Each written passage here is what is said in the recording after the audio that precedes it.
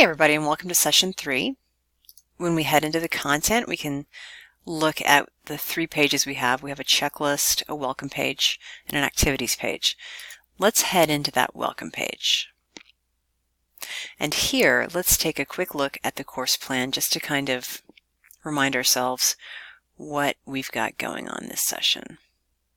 Okay, so this is a 2-week session, and basically there's one thing that you're really doing where you're producing something for a grade, and that is the discussion S3 technology-based learning and assessment.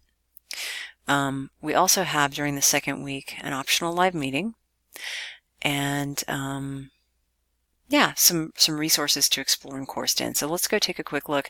But before I leave the course plan, this is sort of a break between session 2 planning, where you had been making your assessment plan. I know a few of you are still working on it as we enter session 3. That's fine.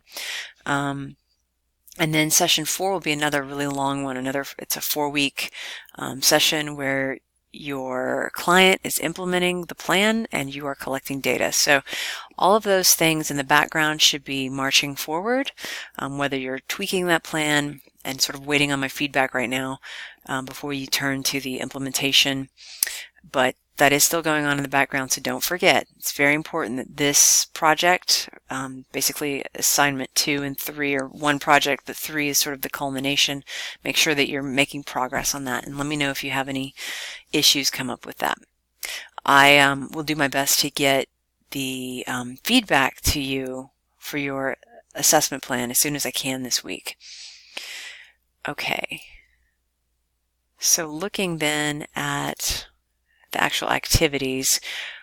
So we have a couple of different things that you could explore during this session.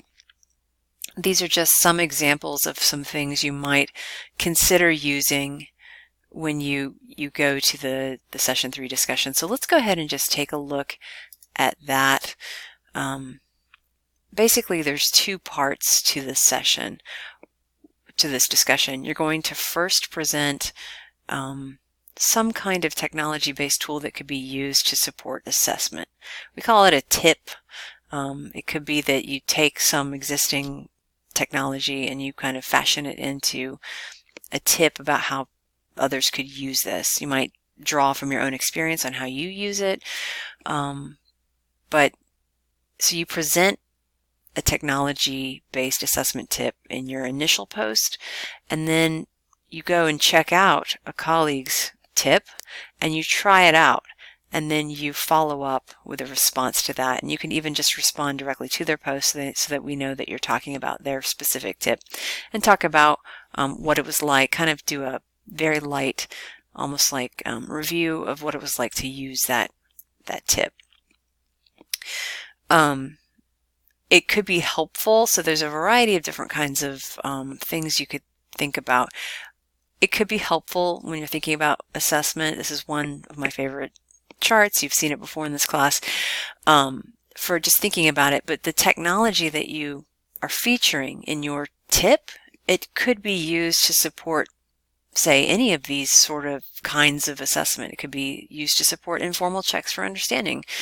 It could be used to support the creation of quiz or test items. That's always the least exciting to me because there's so much of that. But I know some of you will be presenting some of that, and so these tools can get better, and sometimes they can really help you to do do instruction better and to assess more quickly and give feedback more quickly. So there's a lot of benefits to using technology for these. You could have technology used for supporting students' construction of academic or response to academic prompts, open-ended questions or problems that require their critical thinking.